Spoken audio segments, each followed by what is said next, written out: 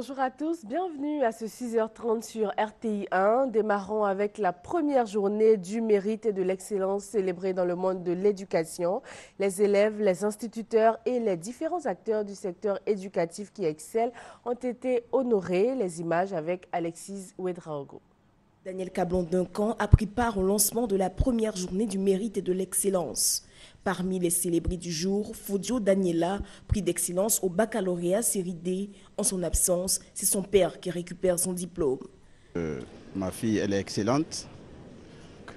En ce moment, elle est la majeure de la promotion sciences économiques de Lille. Elle a eu 16,40 de moyenne. Donc, je suis très fier pour ce que le gouvernement ivoirien reconnaît, le mérite des jeunes filles.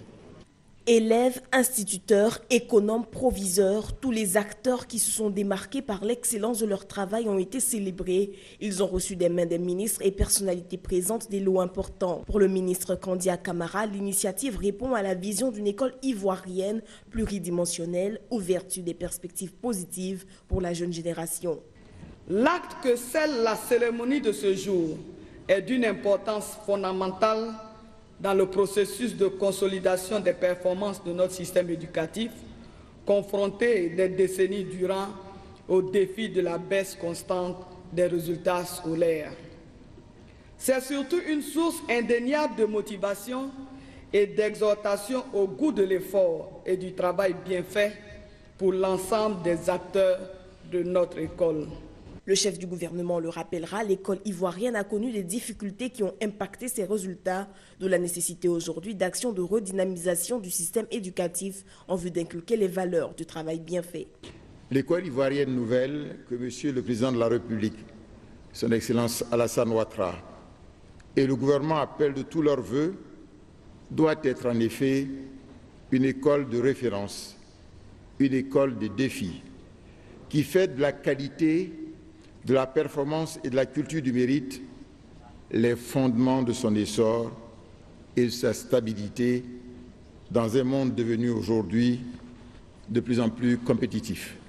Daniel Cablon-Duncan a pour finir insisté sur l'intérêt que porte le chef de l'État au secteur de l'éducation qui reste le pilier de tout pays en développement. Depuis hier minuit, les campagnes pour les élections couplées régionales et municipales ont démarré. Les candidats à ces scrutins ont 15 jours pour convaincre. La commission électorale indépendante les invite, ainsi que les hommes politiques, les électeurs et l'ensemble de la population au civisme et à la discipline. C'est un reportage de Honorine Anigori. Pour Youssouf Bakayoko, le président de la commission électorale indépendante, contrairement aux précédentes élections qualifiées d'élections générales, celles-ci sont des élections locales dont l'objet est de désigner des organes de gestion des communes ainsi que des régions. Et de nombreux défis sont à relever. Les conseils régionaux et municipaux qui en résulteront constitueront, à n'en point douter, d'importants relais pour la mise en œuvre du programme du gouvernement au niveau local. La commission électorale indépendante est consciente de l'enjeu de ces scrutins et surtout de la sensibilité née de l'effervescence particulière qu'elle engendre. Le premier responsable de la CEI souhaite que cela se déroule dans un climat apaisé. La commission électorale indépendante voudrait compter sur vous, chers candidats, chers frères et sœurs, pour mener durant ces 15 jours une campagne électorale pacifique, empreinte de tolérance, d'esprit de convivialité et de respect de l'adversaire pour permettre aux électeurs de se rendre le jour du scrutin dans le bureau de vote avec assurance et sérénité. Ce sont au total 665 candidats, conseillers municipaux et 83 conseillers régionaux qui ont été enregistrés pour ces élections couplées. Les élections couplées de ce 21 avril feront l'objet d'une large couverture médiatique. Un traitement journalistique professionnel est indispensable pour le bon déroulement du scrutin. Les responsables de l'agence ivoirienne de presse ont donc bénéficié d'une formation en la matière. Maïsako nous en parle. Reportage en période électorale. C'est autour de ce thème que s'est déroulée la visioconférence animée par Nicolas Pinault, journaliste à La Voix de l'Amérique. Les pigistes de l'agence ivoirienne de presse, AIP, ont été appelés à une bonne conduite durant la campagne électorale qui s'ouvre. Le conférencier a invité chaque journaliste à s'imprégner du code électoral ivoirien et à être impartial. Il devra par ailleurs faire l'effort de suivre tous les candidats afin d'équilibrer les informations. Le Conseil national de la presse et l'opération des Nations unies en Côte d'Ivoire sont dans la même dynamique. Il demande aux médias en général à faire preuve de professionnalisme en tenant compte du pluralisme des opinions et de l'équilibre des espaces consacrés aux candidats dans le strict respect des règles d'éthique et de déontologie. Les journalistes ont été sensibilisés sur le mode opératoire et les enjeux du premier scrutin couplé en Côte d'Ivoire.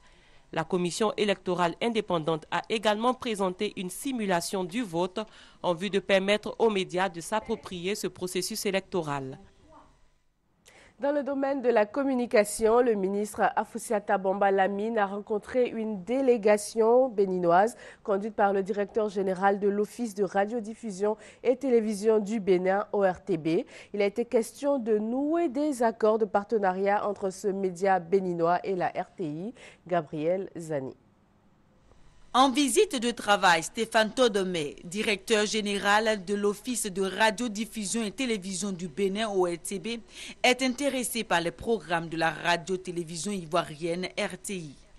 Reçu en audience ce vendredi par Afoussiata Bamba Lamine, ministre de la Communication, en présence d'Akasaye Lazare, directeur général de la RTI, il a expliqué les motivations de sa visite. Le président Bouni a souhaité obtenir de son collègue Ouattara que nous puissions faire une mission ici et pour voir avec la RTI d'une part et avec Isovision tout ce qui a été fait dans la mise en place de cette deuxième chaîne.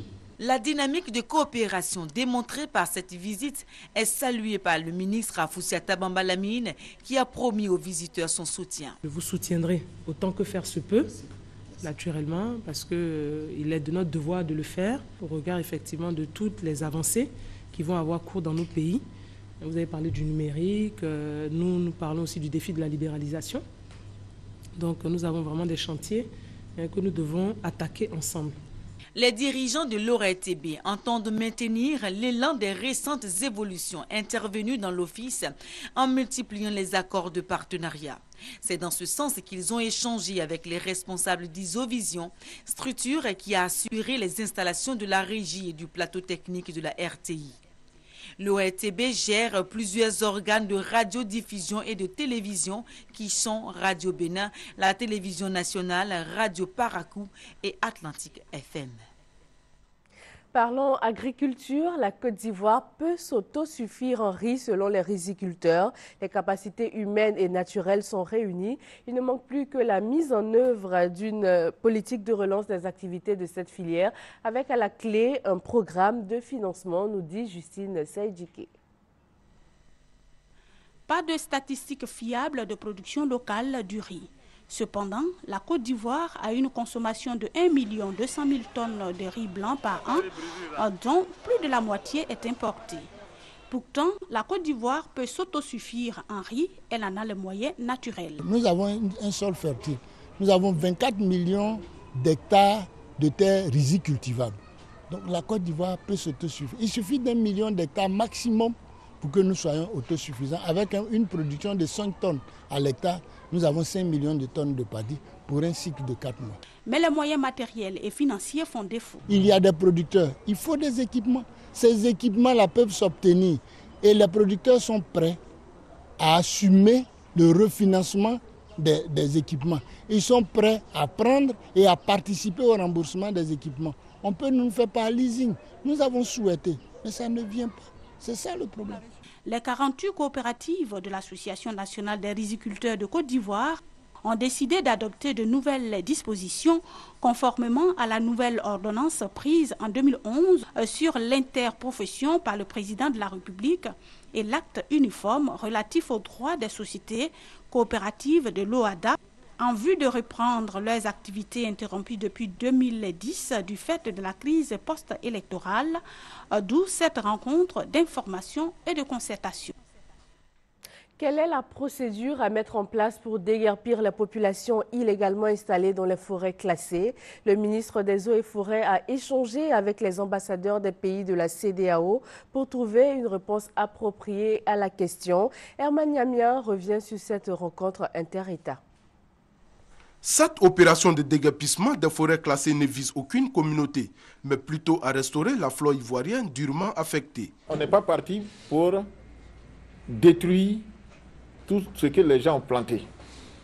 On a bien dit que les plantations en production vont faire l'objet d'un contrat entre les services des eaux et forêts et le paysan concerné pour qu'il y ait un contrat de planting d'arbres pour régénérer la forêt. L'opération de déguerpissement se fera en 3 phases, sensibiliser, sécuriser et replanter.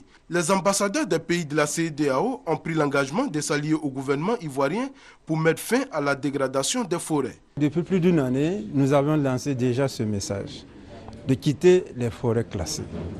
Mais il se trouve que lorsque nous donnons le message et que nous tournons le dos, d'autres personnes viennent en acquérir. Ça veut dire qu'il faut également s'adresser surtout aux intermédiaires, sinon le problème va rester entier.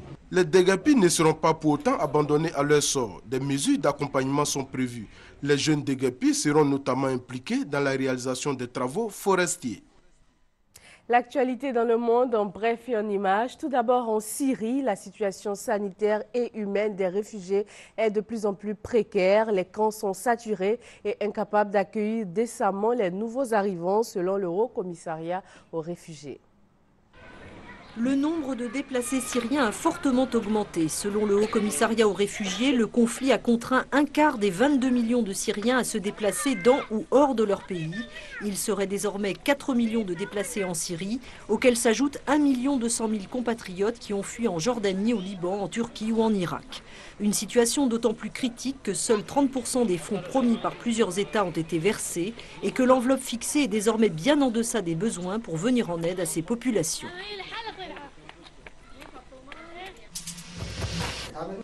Le Hamas, au pouvoir à Gaza, appelle l'ONU à reprendre sa distribution de nourriture à des milliers de Palestiniens. Les Nations Unies ont fermé tous leurs centres d'aide et de distribution dans la bande de Gaza au lendemain d'une violente manifestation.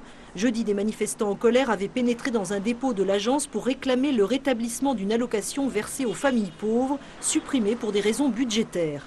L'Agence des Nations Unies pour les réfugiés palestiniens précise que des manifestations la semaine dernière l'avaient déjà conduite à suspendre son aide.